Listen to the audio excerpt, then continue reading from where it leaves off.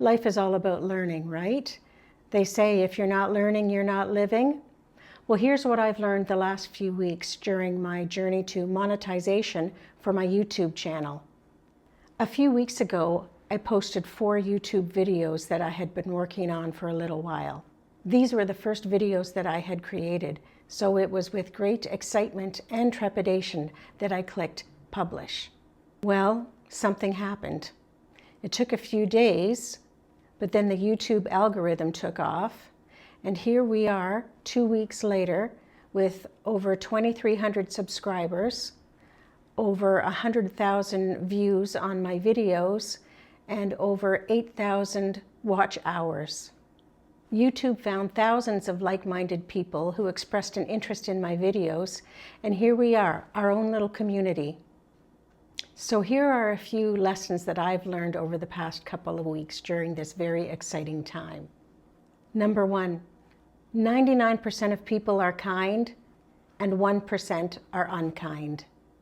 I'm actually pleasantly surprised about this statistic, but I'd be lying if I didn't admit that that 1% of unkind comments really stings. Almost everyone has been incredibly positive, and it's been very, very overwhelming. Thank you. I've learned that when you put yourself out there and invite people to comment, that they comment not only on the content of your video, but on your looks, on your sad face, on who they think you are. Of course, we're all entitled to our opinion. I'm expressing my opinion on my videos, but I'm not intentionally trying to make anyone feel bad. I guess if I'm attending YouTube school, then there are going to be schoolyard bullies. I know that comments and unkind comments are a reality of social media. Some would say, well, you signed up for it. When I click on that post icon, I do have a momentary punch to the gut because I know haters are going to hate. But then I remember that people who are unkind are just covering up hurt of their own. It's definitely toughening me up, but it's also making me remember that most people are very kind and very good. Let's face it, we didn't get to this stage in our life without overcoming many obstacles. We're resilient overcomers. But we all are human, and kind words are so much sweeter to the ear and to the heart than unkind. But it's not going to deter me. I'm not going to quit YouTube school. If you comment because you don't like the format of my videos, or you don't like my sad face, well, the thing is, those two things are not going to change. This channel was created with the intention of it being a positive place. She says as she goes on a negative rant. I'm still a work in progress. Number 2, perfection is unattainable. Do it anyway.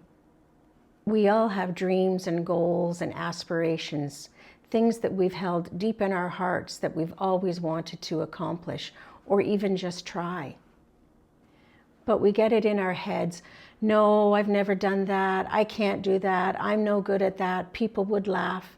Then we never reach our potential and the world never gets to enjoy what we could have created. And then we'll always have that regret that we never did the thing we wanted to do. And as we're sitting on the porch in our rocking chair, well, regret is going to sit right down beside us in the other chair and she ain't going to leave.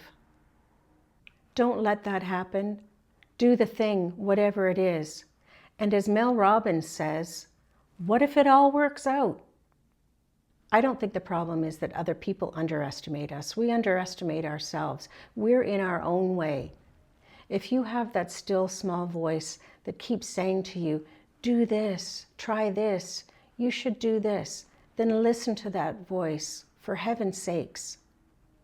You have no idea what you're capable of achieving unless you try. And yes, it will be painful, there will be trip-ups and hardships, but you will learn so much. And what a sense of achievement and accomplishment when you've actually done the thing that you've always wanted to do, but were always afraid of trying. When I turned 60, it was a big, if not now, when moment. It was time to do something that speaks to my creative soul. We're never going to be as young as we are today, right? I knew my videos were far from perfect, but it was time to stop fussing with them and just click publish. And it was time to toss them to the wind and say, okay, little birdies, fly and find whoever needs to see you. Which brings up point number 3, the YouTube algorithm. I've learned so much about this fascinating, crazy thing called the YouTube algorithm. The system uses what you've searched on in the past in order to recommend what it thinks you might want to watch in the future. The algorithm carefully analyzes watch history, trending videos, and fresh uploads. The goal is to spark your interest and get you to click on something that the algorithm thinks you might like. But it can seem scary because of its power and unpredictability. It's a complicated science for sure, with many, many factors. But I'm just so grateful and excited that when I clicked publish, the algorithm worked its magic, and here we are. Which leads to number 4. The world is vast, but we're all essentially one community. I always love it when I can strike up a conversation with a stranger and we immediately see that we have so many similarities. Yes, we're all unique, but we have all traveled many of the same journeys. Because of technology, we're considered a global community, allowing us to interact and share immediately despite geographical boundaries. We've all traveled different paths, some high, some low, but the common theme is we all want the same thing. A sense of well-being and peace and purpose, and we want to share that with others. And while we share our experiences, it's a bonus if we get to help someone along the way. The concept of being one community really hit home for me these last couple of weeks because I have communicated with people around the world. I'm just one average, rather introverted person living her small little life in a smallish little city in Canada. And I've communicated with hundreds, if not thousands of people the last couple weeks. And I've been able to share some of my ideas. And I found out that people actually find them interesting. It has just confirmed that we essentially want the same thing: to share, to be heard, to connect, to communicate. The start of my YouTube journey has surprised me in many ways, and I'm sure it will continue to. I'm going to toughen up, dig in, and press on, and I hope you'll join me. Leave me a comment and let me know if there's something that you've always wanted to try, to do, or to create. What's holding you back?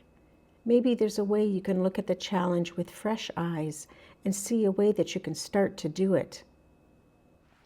Wherever you are in this vast, wide world, I hope today brings you peace and positivity. And remember to listen to that little voice and just do the thing.